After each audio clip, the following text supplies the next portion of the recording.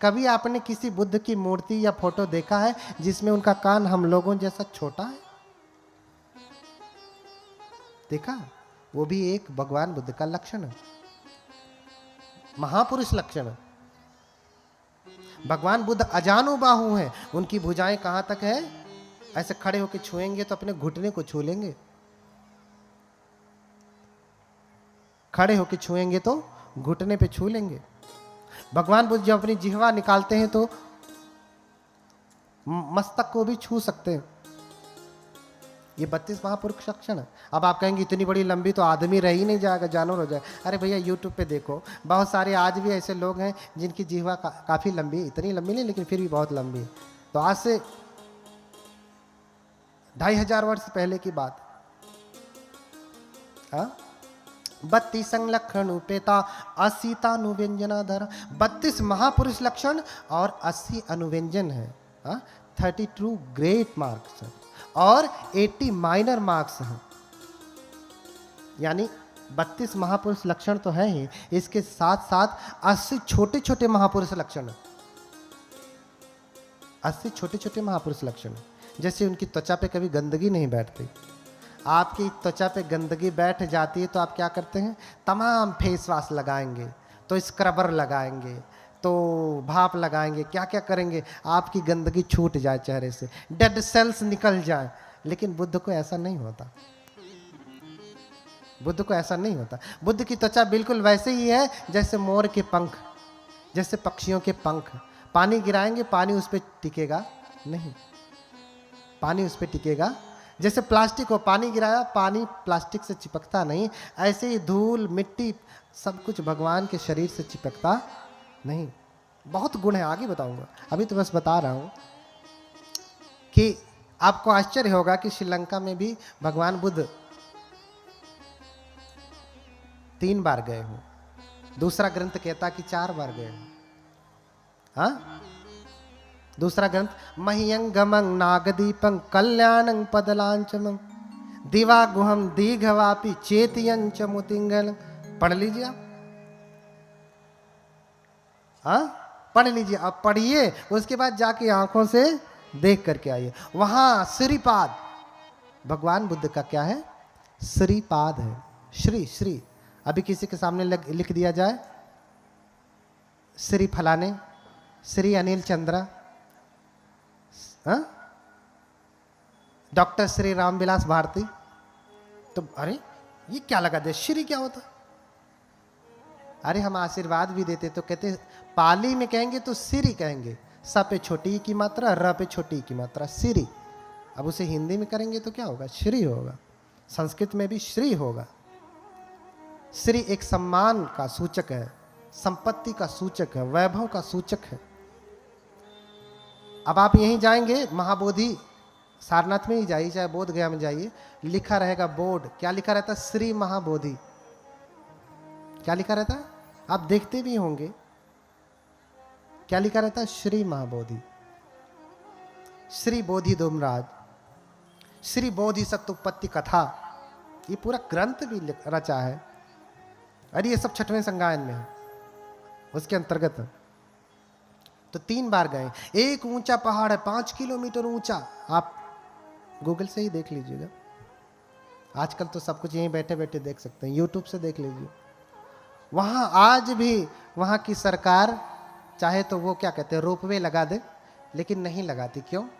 क्योंकि वो चाहती है सरकार कि भगवान बुद्ध का दर्शन इतना आसान थोड़ी ना होता है। रोपवे लगा दिया, बैठे फर से गए, दर्शन के क्या अर्थ? अरे उस भगवान का दर्शन करना है तो थोड़ा चल करके जाओ, चढ़ करके जाओ। लोगों को 12-12, 20-20, 2-2 दिन लग जाते हैं चढ़ने में।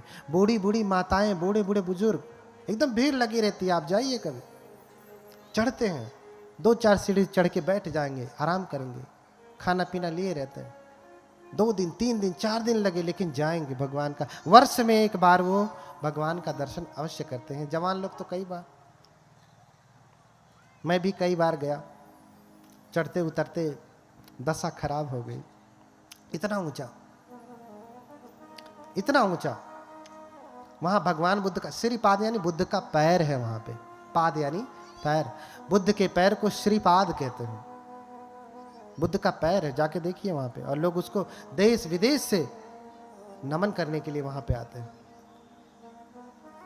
नमन करने के लिए आते हैं।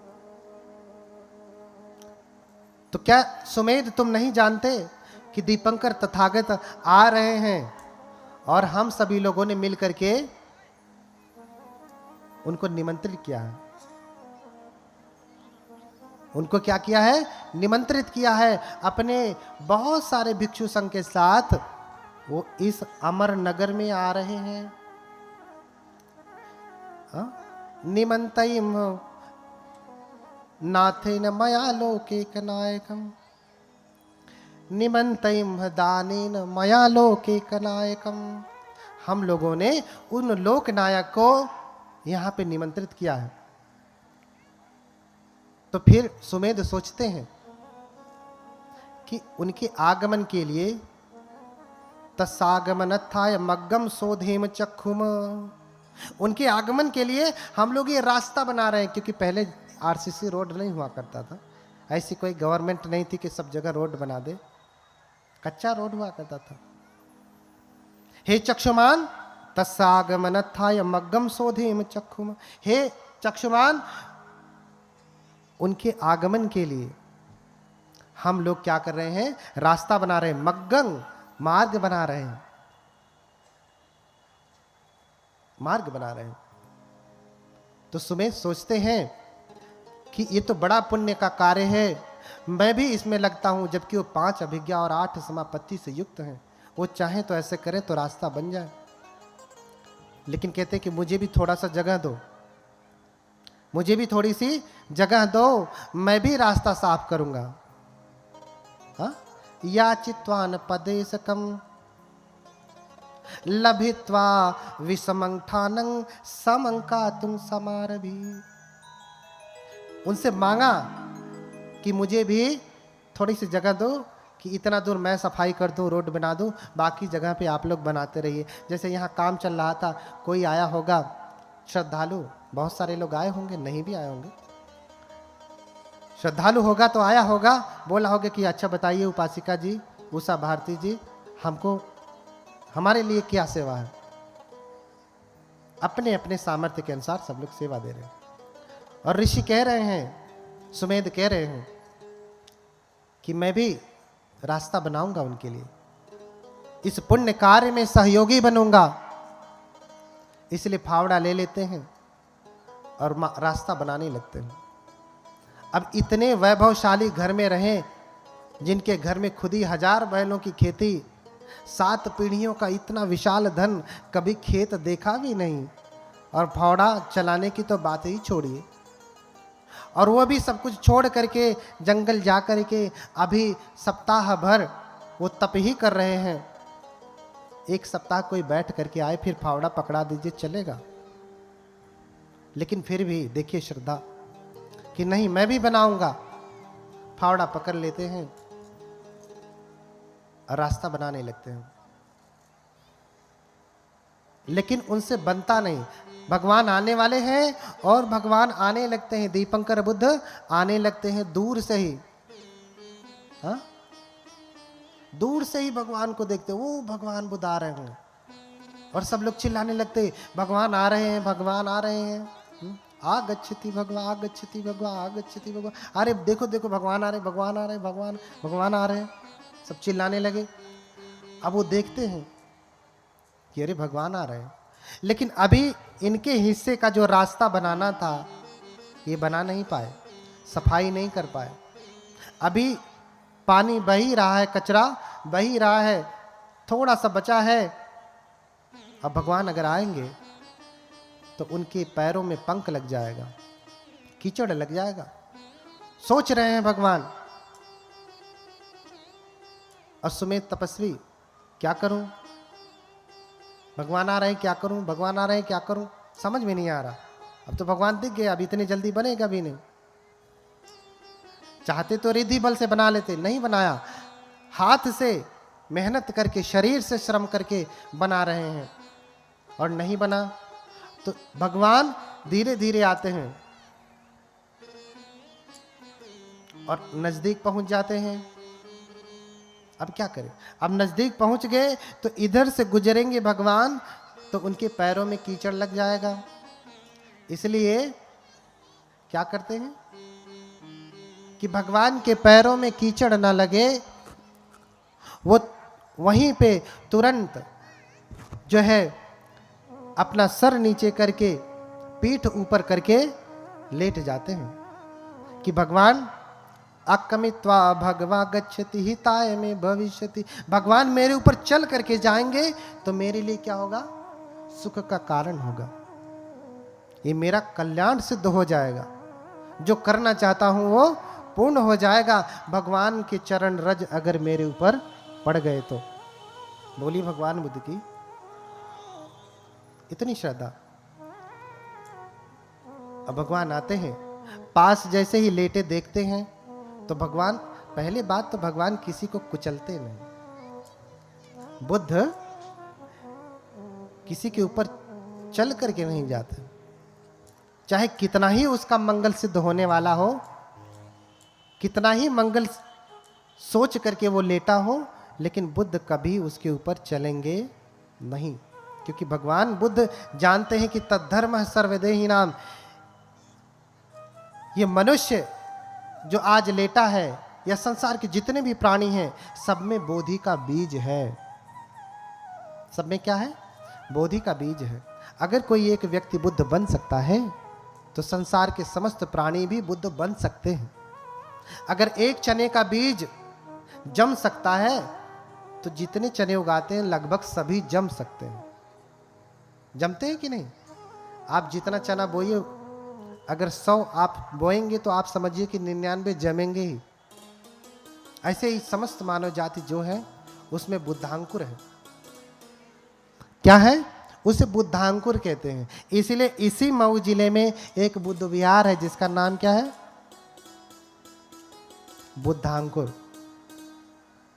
बुद्धयान भीम ज्योति बुद्ध विहार।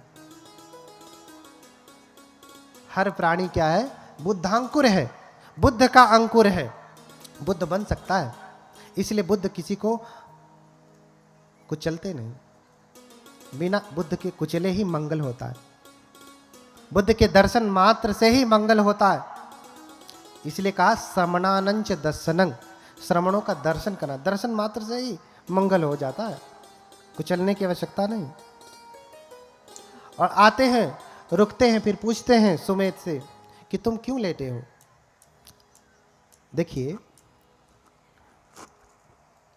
प्रश्न होता है कि सभी बुद्ध पूछते हैं। एक तो प्रश्न ये पैदा होता है कि बुद्ध अगर सच में लोगों के मन की बात जानते हैं तो पूछते क्यों हैं? और पूछते हैं तो इसका मतलब जानते नहीं। यही हुआ ना? बोलिए भगवान बुद्ध की। बुद्ध अगर सर्वज्ञ हैं, अभी हमने एक स्तुति की, सर्वज्ञ है सुगतो बुद्धो। क्या कहा? सर्वज्ञ, सब कुछ जानने वाले। क्या है? सब कुछ जानने वाले। अगर वो सर्वज्ञ है, सब कुछ जानते हैं, तो इसके मन में क्या चल रहा है ये नहीं जान रहे? पूछ क्यों रहे? फिर क्यों पूछ रहे? अच्छा, आप कोर्ट में जाते हैं तो आपके तमाम सबूतों और गवाहों को देख करके जज नहीं जानता कि फैसला क्या है, लेकिन पूछता है ना। ये तो बहुत मामूली बात है, पूछता है ना कि भैया तुम्हें कुछ कहना है। हम तो सब जान ही रहे हैं क्या है, सारा कच्चा चिट्ठा ये रखा है, लेकिन जज आपको अवसर देता। बुद्ध भी अवसर देते हैं आपको। कैसा अवसर? सत्य वचन बोलने का।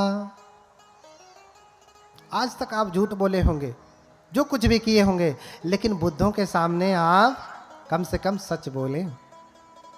बुद्धों के सामने सच बोलें, आप वचन की शुद्धता करें। इसलिए बुद्ध जानते हुए, भगवता जानता पश्यता पुच्छति, भगवान जानते हुए देखते हुए पूछते हैं। हाँ, फिर पूछ लिया कि क्यों लेटे हो? इस प्रकार लेटने से तुम्हारा क्या सिद्ध होने वाला है? हाँ, तो सुमेध सोचते हैं कि इच्छे अज अहम इधर, क्या कहते हैं, मन में सोचते हैं, इच्छे अज अहम अज सब्बांतरणे भवे संघस नवको हुत्वा पविष्यं पुरं वरं। अगर मैं चाहूं तो इसी समय अपने समस्त क्लेशों को नष्ट करके, क्योंकि 5 अभिज्ञा और 8 समापत्ति में सिद्ध व्यक्ति अरहत हो जाता है, अरहत हो जाता है, बस कहे कि नहीं मुझे अरहत होना है तो अरहत हो जाता है। उन्होंने सोचा कि मैं अगर चाहूं तो अभी अरहत हो जाऊं, जीवन मुक्त हो जाऊं, फिर से दोबारा जन्म मरण के चक्कर से फंसने वाला ना हो, मुक्त हो जाऊं। लेकिन मेरे अकेले मुक्त होने से क्या लाभ, मेरे अकेले मुक्त होने से क्या लाभ। देखिए बौद्ध धर्म में 2 यान हो गए बुद्ध के बाद, थेरवाद और महायान। थेरवाद बुद्ध बनने पे जोर देते हैं, थेरवाद श्रावक बनने पे, अरहत बनने पे जोर देते हैं, महायान बुद्ध बनने पे जोर देते हैं। कारण क्योंकि इसकी जड़ें स्वयं थेरवाद में, जो मैं कथा सुना रहा हूं आपको, ये थेरवाद के पाली ग्रंथ से ही है, थेरवाद के पाली ग्रंथ से ही है।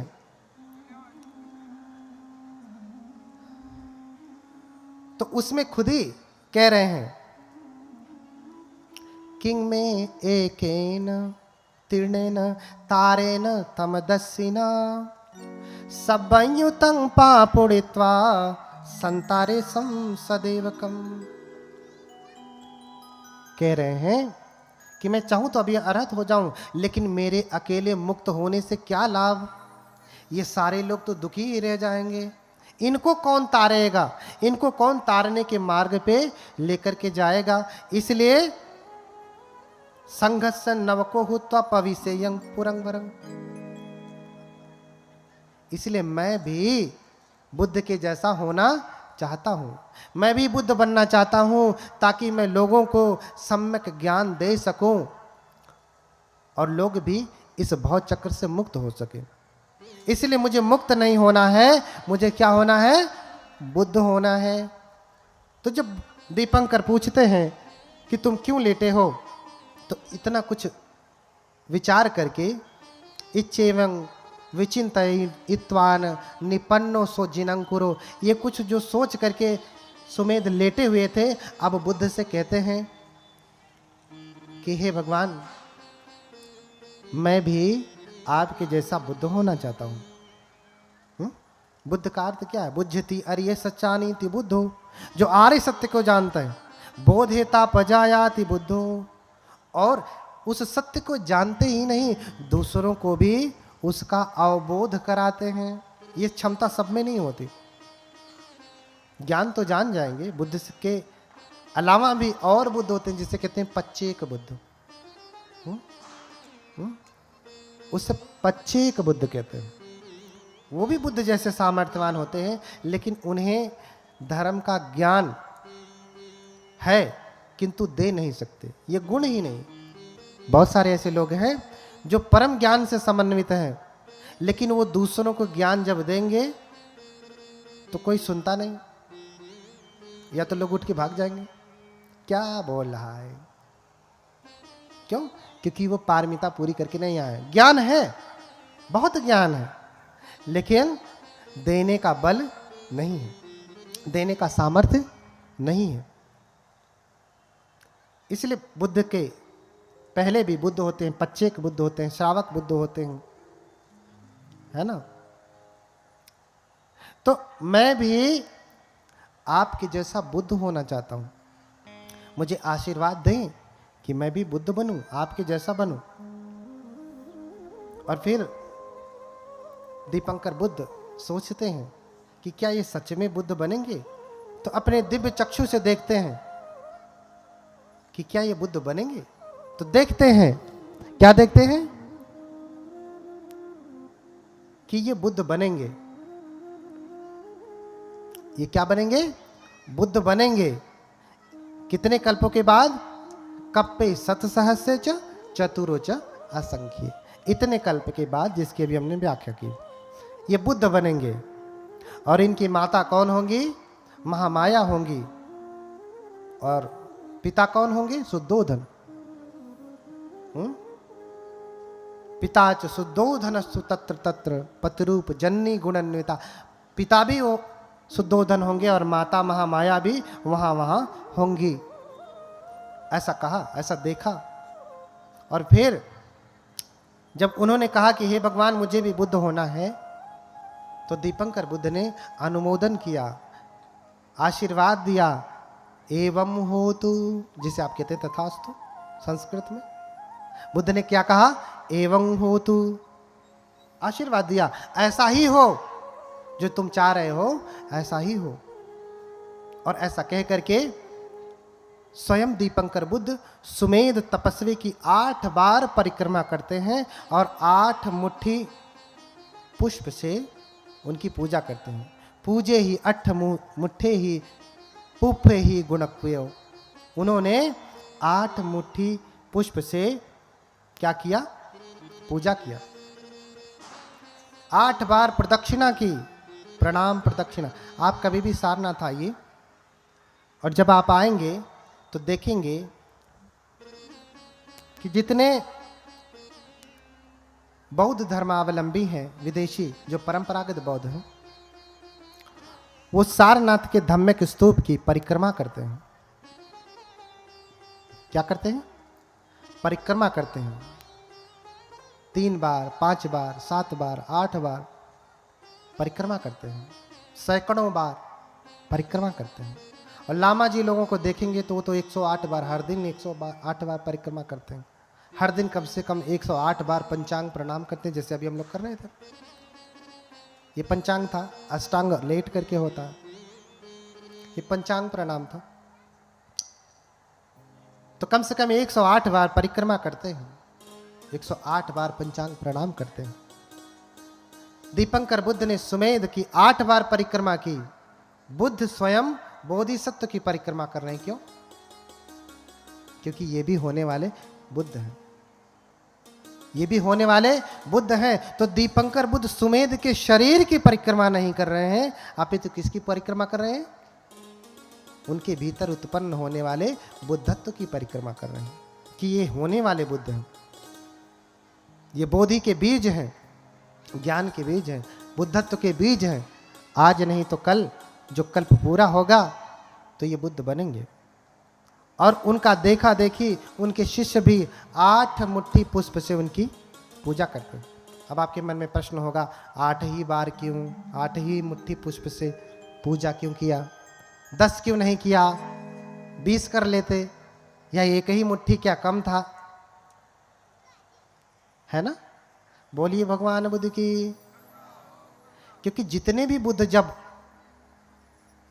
ज्ञान प्राप्त करते हैं, जितने भी बोधिसत्व जब बुद्ध बनते हैं, ज्ञान प्राप्त करते हैं, बुद्ध होते हैं, तो वो धर्म चक्र चलाते हैं। और धर्म चक्र अष्टांगिक मार्ग ही है। इसलिए 8 अंगों वाला मार्ग, 8 अंगों वाला धर्म चक्र ये चलाएं, इसलिए 8 बार इनकी परिक्रमा की। बोलिए भगवान बुद्ध की। आप भी जब जाएं धम्मक स्तूपा में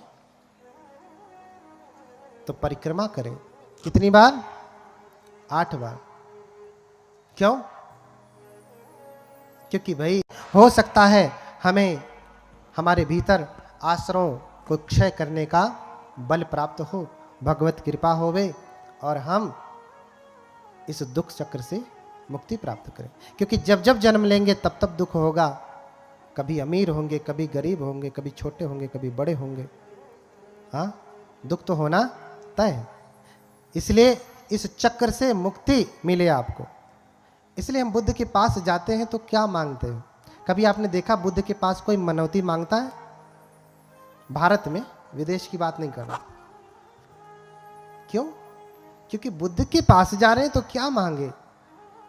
राजा के पास जाएंगे तो आप क्या मांगेंगे? क्या मांगेंगे? हमको खाने के लिए भोजन नहीं है, जरा भोजन दे दीजिए। हाँ, बुद्ध के पास जा करके आप क्या मांगते हैं? ईंट पत्थर मांगते हैं, हमारा थोड़ा घर बन जाए, गाड़ी आ जाए, मोबाइल आ जाए, बेटे की नौकरी लग जाए। जितने लोगों की बेटे की नौकरी लगी, क्या वो सुखी हो गए? ऐसा नहीं कि अब नहीं नौकरी पाना है, लेकिन उद्देश्य यही ना हो। उद्देश्य इससे बड़ा है। इस जीवन को चलाने के लिए आपको गृहस्थी के कार्य करने ही हैं। इसलिए कबीर कहते हैं कि भावे वन में वास करे, भावे वन में जाए।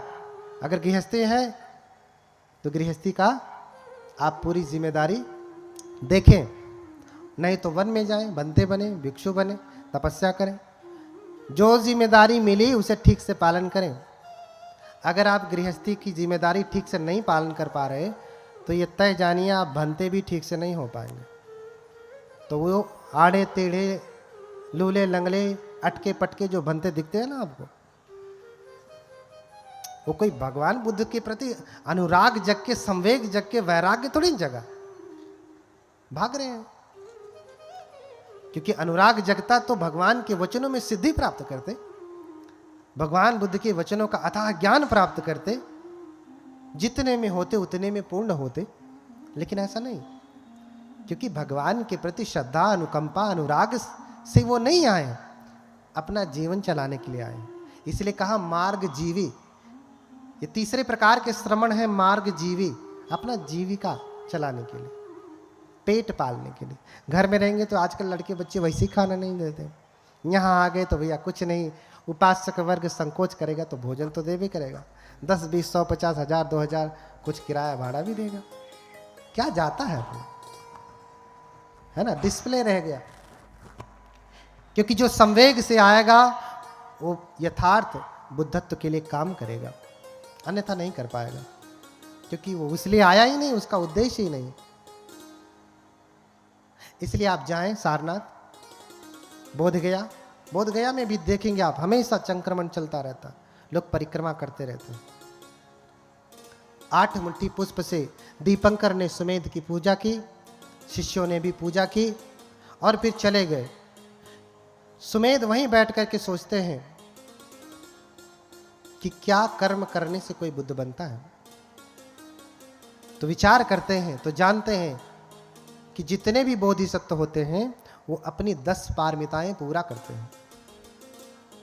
दान पारमिता, शील पारमिता, सत्य पारमिता, प्रज्ञा पारमिता। बाबा साहब की बात की जाए तो कौन सी पारमिता पूरा किया उन्होंने? अच्छा, यहाँ बाबा साहब को मानने वाले कितने लोग हैं? बाबा साहब ने कौन सी पारमिता पूरा की?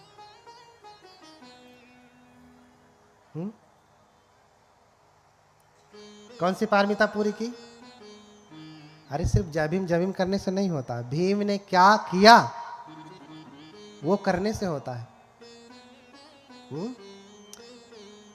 बाबा साहब ने प्रज्ञा पारमिता पुष्ट की। कौन सी पारमिता? उसके साथ साथ जो है बाबा साहब ने बाकी सभी पारमिताओं का भी अभ्यास किया, लेकिन पुष्ट किया, पूरा किया कौन सी?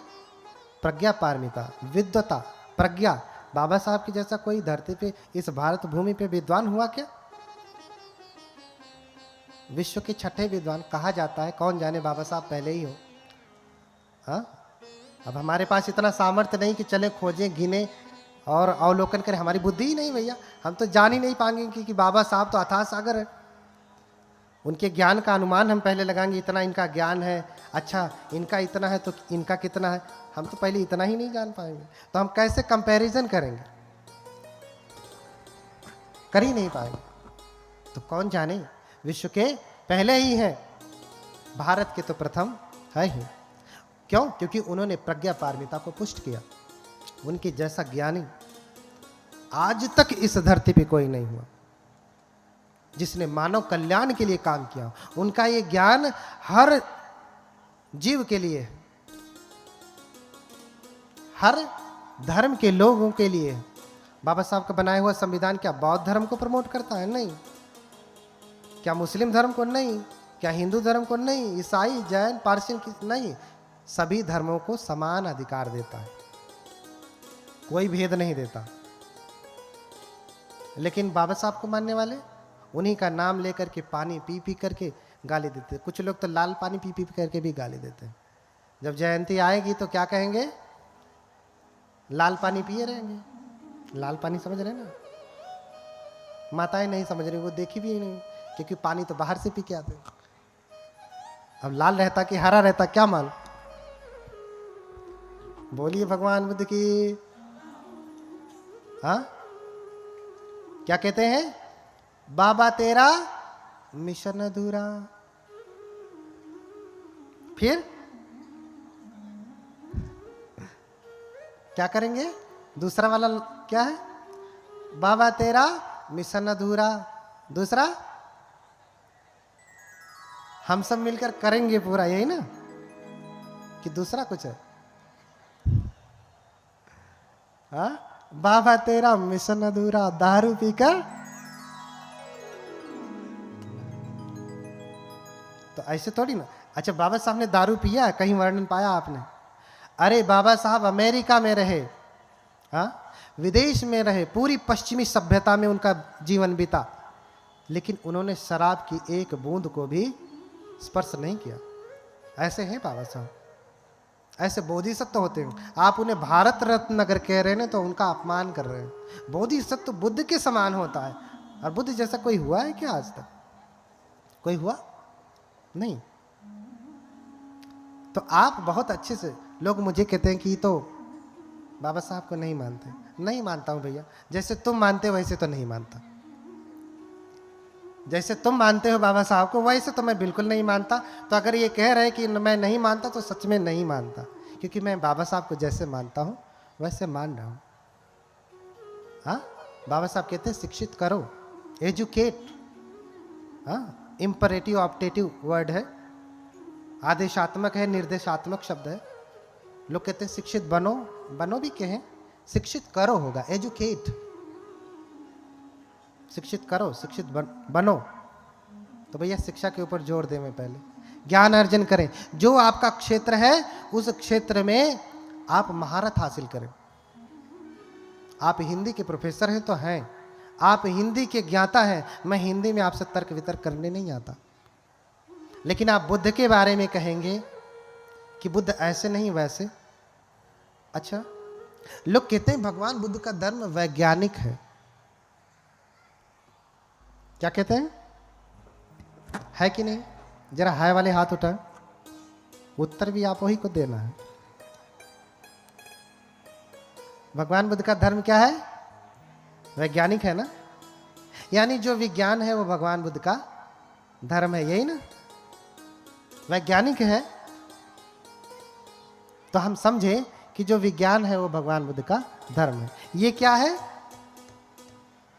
ये विज्ञान ही है ना? विज्ञान किसे कहते हैं? हाँ, किसी चीज के, किसी वस्तु के सुव्यवस्थित, सुसंगठित, हाँ, क्रमबद्ध ज्ञान को क्या कहते हैं? विज्ञान कहते हैं। एक शब्द में कहें तो सिस्टमेटाइज नॉलेज, है ना? एक शब्द में कह दें तो। अच्छा, एक फोन आप छोटा सा चलाते हैं ना, वो भी क्या है? विज्ञान है। और भगवान बुद्ध का धर्म क्या है? विज्ञान है। मेरी बातें ध्यान से सुनिएगा। आपके लिए उतना दूर से आया हूं, समुंदर पार करके। हाँ, उपासिका जी ने कहा नहीं भंते जी, आना ही है, आना ही है। आप लोगों को धन्य समझना चाहिए कि लाखों संकटों के साथ उपासिका उषा भारती, ये भूपेंद्र वीर, पुष्पेंद्र जी, अन्य बाकी सभी जो गणमान्य उपासक बड़े संकटों को जो है झेलते हुए भगवान बुद्ध को सुना रहे हैं। आपको उनके धम्म को सुना रहे हैं। आपको अपने लिए थोड़ी नहीं, इनको सुनाना तो घर में बहुत बार बुलाइए, फिर बुला लेते भंते जी आइए। इनको भी कष्ट नहीं होता, हमको भी कष्ट नहीं होता, आराम से बैठते, सुनाते, चलते। लेकिन आपके लिए इतना बड़ा आयोजन किया। तो भगवान बुद्ध का धर्म क्या है? विज्ञान है, वैज्ञानिक है। मोबाइल भी क्या है? विज्ञान है। अच्छा, एक छोटी सी मोबाइल, आप जब अकेले कमरे में बैठे, नेटवेट चलता रहे, तो उस छोटे से फोन से आप गूगल सर्च करके इतना गंदा गंदा चीज देख करके मन खराब कर लेंगे, होगा कि नहीं? आजकल के बच्चे क्यों बिगड़ रहे हैं? क्योंकि आपने उनको क्या दे रखा है? मोबाइल। और मोबाइल में क्या है? गूगल। मन खराब कर लेंगे आप। आधे घंटे में आप इतनी बुरी बुरी चीजों को देख करके आप अपने मन को इतना अपवित्र और वासना से भर लेंगे। क्या भगवान बुद्ध के धर्म को भी ले करके धारण करके आधे घंटे आप कमरे में बैठेंगे तो मन अपवित्र हो जाएगा? तो भगवान बुद्ध का धर्म वैज्ञानिक है नहीं। जो विज्ञान है वो भगवान बुद्ध का धर्म नहीं, उससे परे। विज्ञान तो बहुत ऐसा कह कर क्या, जैसे मैंने कहा बाबा साहब को अगर आप भारत रत्न कह दे रहे हैं तो बाबा साहब को आप ऐसा कर दे रहे हैं, ऐसा ऐसे करके देख रहे हैं। कैसे? अरे ऐसे में तो पूरी पृथ्वी को देख लेंगे तो छोटी नजर आएगी। आप बाबा साहब को कैसे देखते हैं? हाँ, ऐसे वहां खड़े हो जाए, पूरे मऊ को देख लेंगे आप ऐसे आंखें बंद कर। हाँ, तो जो विज्ञान है वो भगवान बुद्ध का धर्म नहीं है। हाँ, भगवान बुद्ध के जो वचन है किन्हीं किन्हीं वैज्ञानिक चीजों के ऊपर खरा उतरती हैं, लेकिन जो विज्ञान है वो भगवान बुद्ध का धर्म नहीं है। अच्छा, अगर आप ये कह रहे हैं कि भगवान बुद्ध का धर्म वैज्ञानिक है तो मुझे आप बताएं कि कौन से विज्ञान के अनुसार है? वैज्ञानिक वाले हाथ उठाएं, वैज्ञानिक वाले हाथ उठाएं। भगवान बुद्ध का धर्म वैज्ञानिक, तो बताएं कि कौन से विज्ञान के अनुसार भगवान बुद्ध का धर्म वैज्ञानिक है? जीव विज्ञान, रसायन विज्ञान, भौतिक विज्ञान, हाँ, सामाजिक विज्ञान, हाँ, भूगर्भ विज्ञान, कीरो विज्ञान, हस्तरेखा विज्ञान, ज्योतिष विज्ञान, भूत विज्ञान। ये तो भूत विद्या अभी पढ़ाई जाने लगी, बनारस हिंदू यूनिवर्सिटी में पीएचडी तक होगी। बताओ कौन से विज्ञान के अनुसार? तर्क वितर्क से तो भाई न्यायालय में सच्चा झूठा हो जाता, झूठा सच्चा हो जाता। हाँ, कौन से विज्ञान के अनुसार? नहीं। अगर आप ये कह रहे हैं, बात सही है लेकिन आप जानते नहीं। बात सही है लेकिन आप जानते नहीं कि कौन से विज्ञान के अनुसार भगवान बुद्ध का धर्म वैज्ञानिक है। कहीं से सुन लिया भगवान बुद्ध का धर्म वैज्ञानिक है? हाँ, अच्छा, ये भी मानते हैं कि भगवान बुद्ध के वचन जो है वो वैज्ञानिक है और हम इसे विज्ञान की कसौटी पे ही कस करके मानेंगे। विज्ञान की कसौटी पे कस के मानेंगे। अच्छा, विज्ञान की देख क्या है? बंदूक है, AK-47 राइफल, बहुत कुछ है। उस पे जरा हम भगवान बुद्ध का धर्म फिट करके बताओ मुझे। चाकू है, उससे जरा भगवान बुद्ध का धर्म फिट करके बताइए। बम है, विज्ञान है ना? बताओ कौन सा भगवान बुद्ध का सूत्र के अनुसार ये बम फिट बैठ रहा? नहीं ना? और दूसरी बात, वो व्यक्ति ये कहता है कि अरे मैं तो भगवान बुद्ध के वचनों को विज्ञान की कसौटी पे कसके ही मानता हूं। कौन कहता है ये? हिंदी पढ़ाने वाला व्यक्ति कहता है, गणित पढ़ाने वाला व्यक्ति ये कहता है। हाँ, ये कहता है कि मैं भगवान के वचनों को, अरे कम से कम कोई केमिस्ट्री फिजिक्स पढ़ाने वाला कहे तो कुछ बात भी समझ में आती है। हिंदी पढ़ाने वाले कहता है कि मैं, तुम विज्ञान जानते कितना हो जो कस करके कसौटी पे तो मानोगे? जानते कितना? कितने लोग विज्ञान जानते हैं? अच्छा बताएं, विज्ञान की शाखाएं कितनी होती हैं? पता है? हाँ, कितनी है?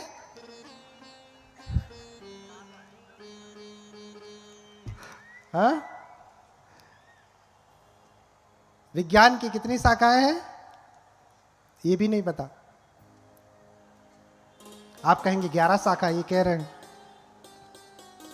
तो बताओ ज्योतिष कौन से अंतर्गत है?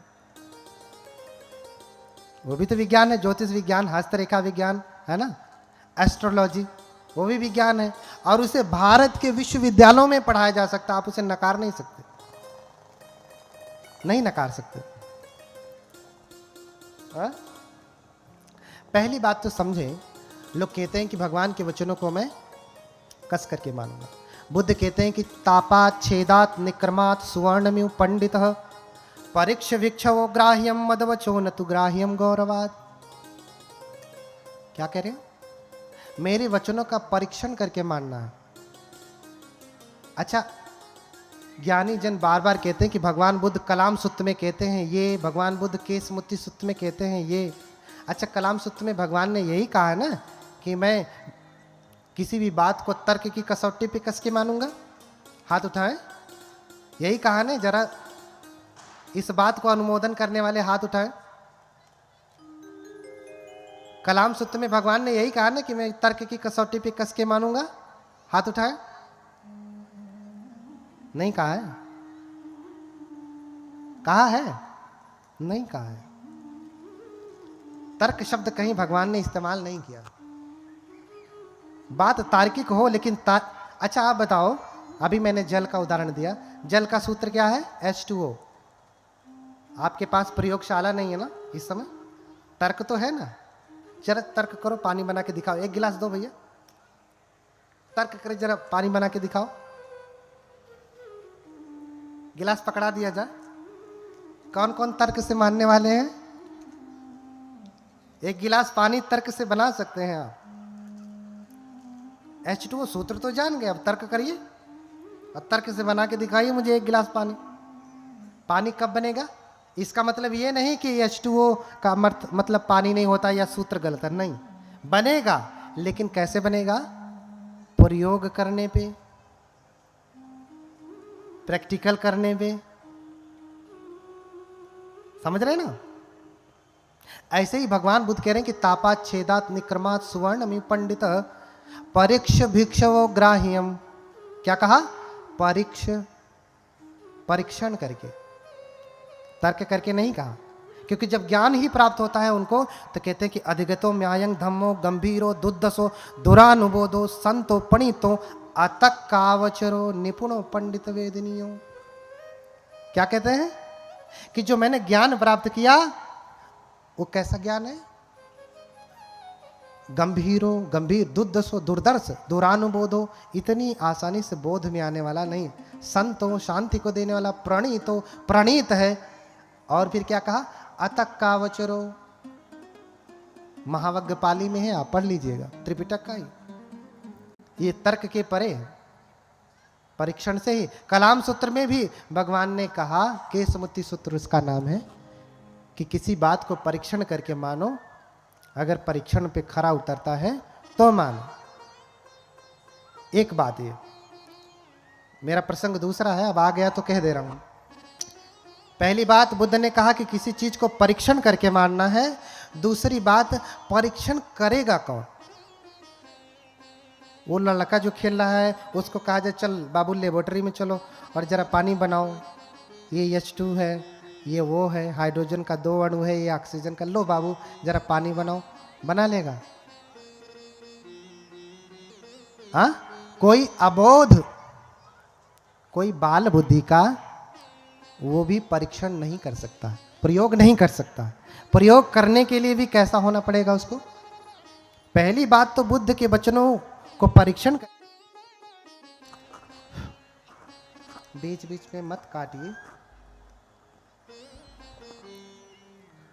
परीक्षण करके मानना है। दूसरी बात, परीक्षण करने वाला भी उस योग्य होना चाहिए।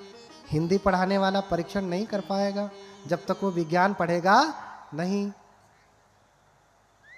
अब इस बात को मैं क्यों कह रहा हूं? क्योंकि आज हर चट्टी चौराहे पे, घर घर में, गली गली में, हर घर में बाबा साहब पैदा हो गए, उनसे भी ज्ञानी। वो हर बात में तर्क वितर्क।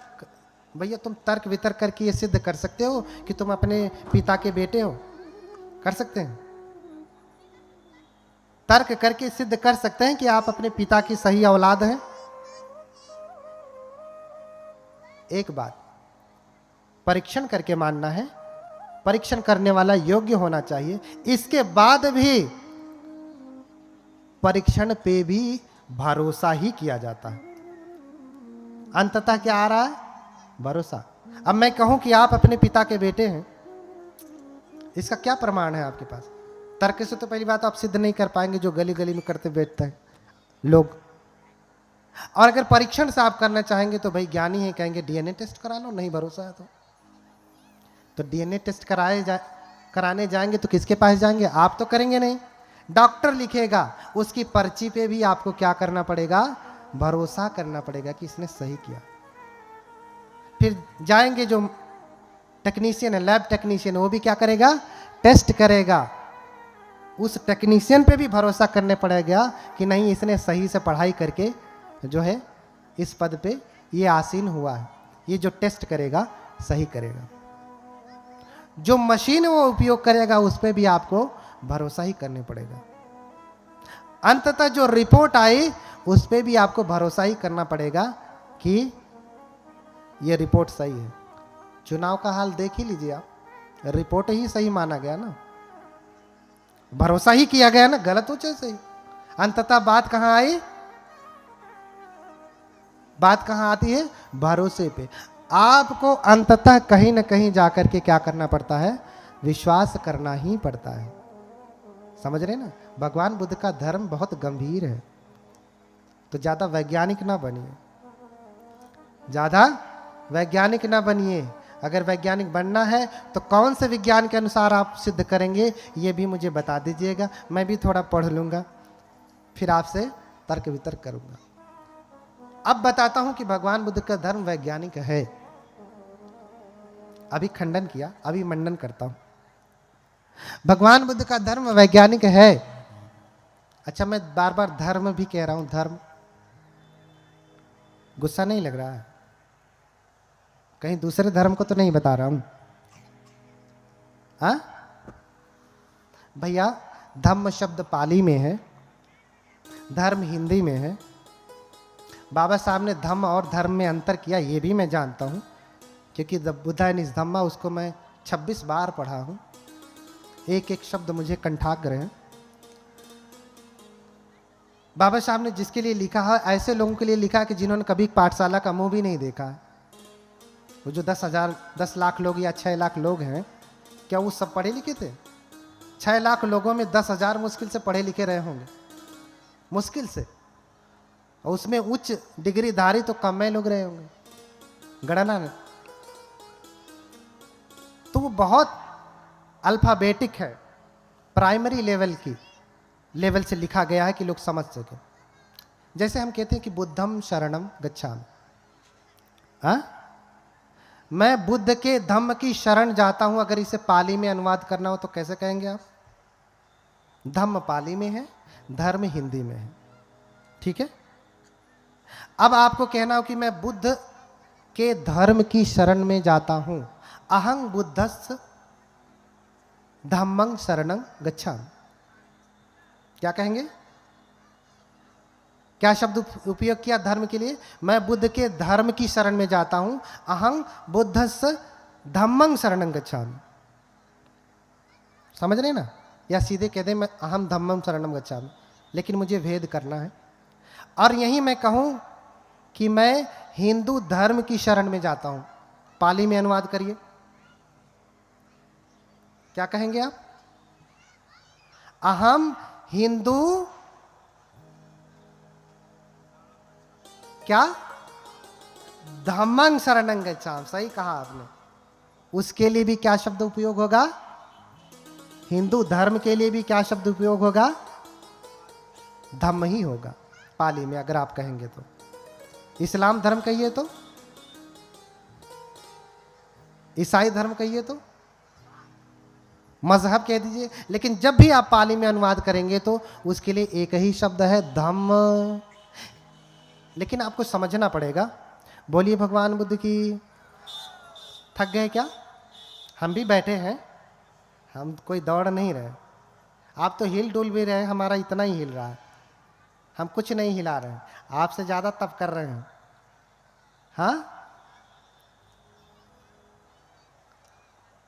बोलिए भगवान बुद्ध की। बैठिए। अरे बुद्ध बनना इतना आसान होता तो आप बन नहीं जाते। बुद्ध 6 साल एक आसन पे बैठे रहे, आप 6 घंटे नहीं बैठ पाते। और परम भगवत्ता को कैसे प्राप्त करेंगे? हाँ, परम भगवत्ता को कैसे प्राप्त करेंगे? धर्म को कैसे प्राप्त करेंगे? मुक्ति कैसे प्राप्त करेंगे? इतना आसान थोड़ी नहीं है कि चलो भाई दाल चावल रख दिया और खा लिया, ऐसा नहीं। तप करना पड़ता है, तप करना पड़ता है। ठीक है, तो धम्म और धर्म में कोई भेद नहीं। धम्म पाली में है, धर्म हिंदी में है। अब भाव समझिए कि जब हम धर्म कह रहे हैं तो धर्म का क्या अर्थ है। ठीक है, जैसे एक शब्द ले लीजिए, सत्य।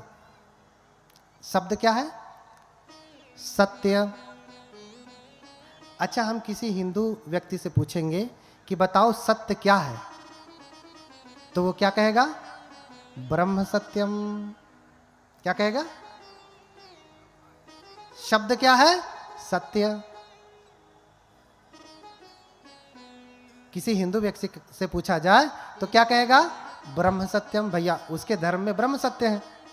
लेकिन वही बात बौद्ध धर्म में आकर के आपसे पूछा जाए कि बताओ कि सत्य क्या है, तो क्या कहा जाएगा? दुखं सत्यं। पाली में कहा जाएगा क्या? सत्य वही है, शब्द वही है, लेकिन सत्य उनके लिए ब्रह्म है, बुद्ध के लिए दुख है। इसलिए पहला आर्य सत्य क्या है? इदं खोपन भिक्खवे दुखं आर्य सत्यं। जाति पि दुखा, जरा पि दुखा, व्याधि पि दुखा, मरणम पि दुखं। अपिये ही संपयोगो दुखो, पिये ही विपयोगो दुखो, यम पिच्छं न लभति तम पि दुखं, संकितेन पंच उपादान खंधा दुखा।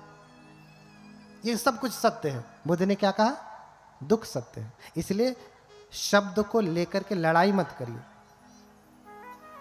शब्द को लेकर के लड़ाई मत करिए, दर्शन को लेकर लड़ाई करिए कि हमारे में इसका क्या अर्थ है, हमारे धर्म में इसका क्या अर्थ है। बात बहुत दूर तक चली गई, बहुत सारी बात है कहने के लिए, आगे कहता रहूंगा, प्रसंगवश आ गई है।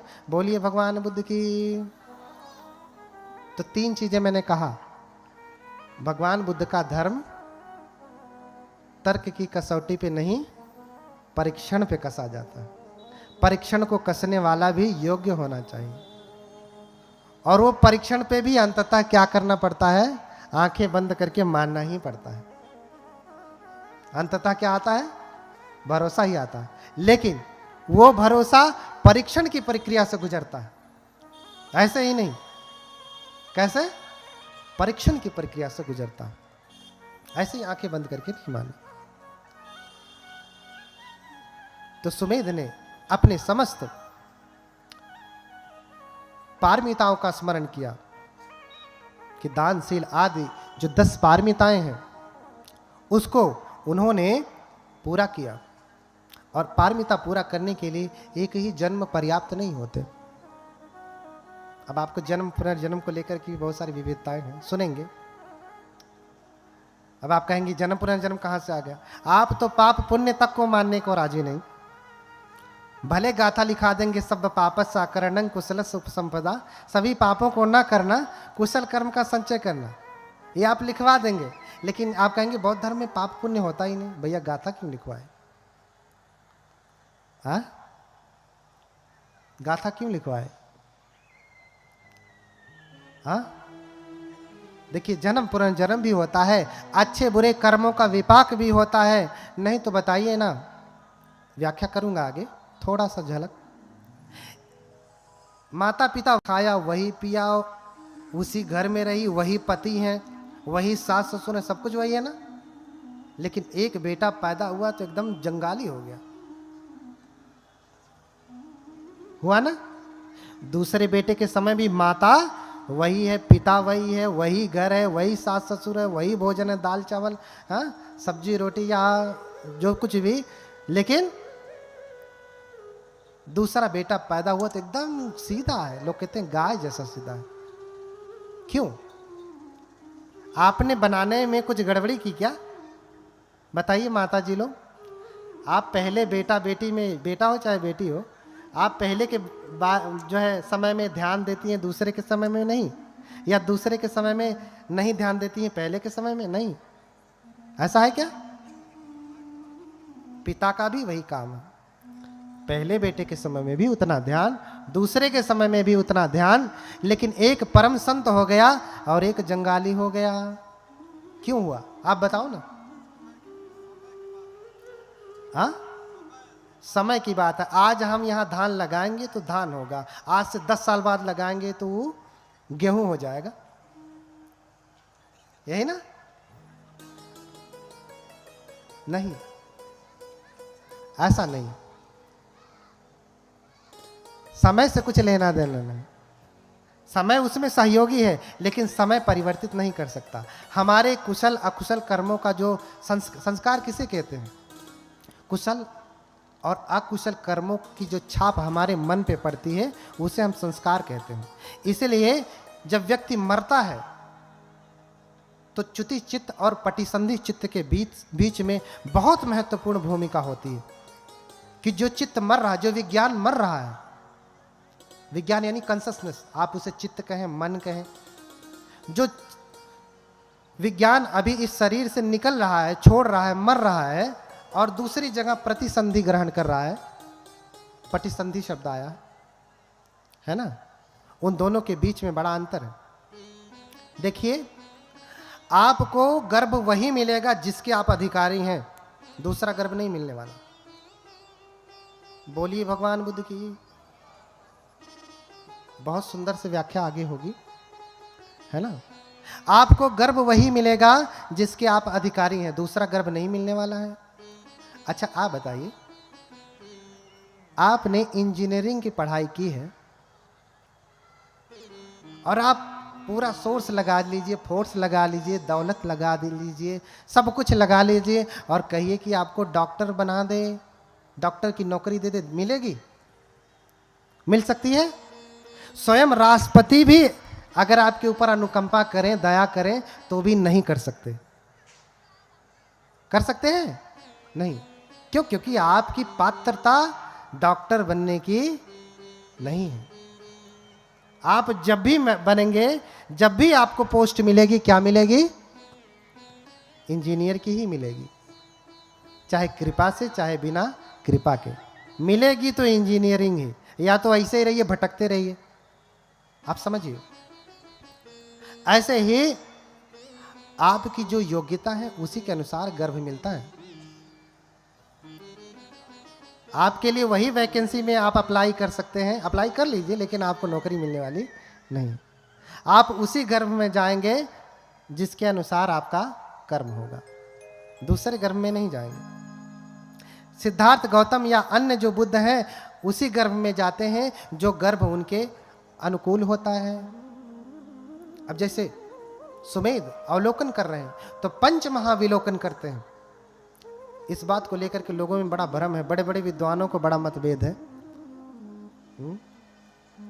क्योंकि पढ़ते नहीं है त्रिपिटक। लेखकों की पढ़ करके चुटपुटिया और उससे तर्क वितर्क करते हैं। पहले मूल पढ़िए,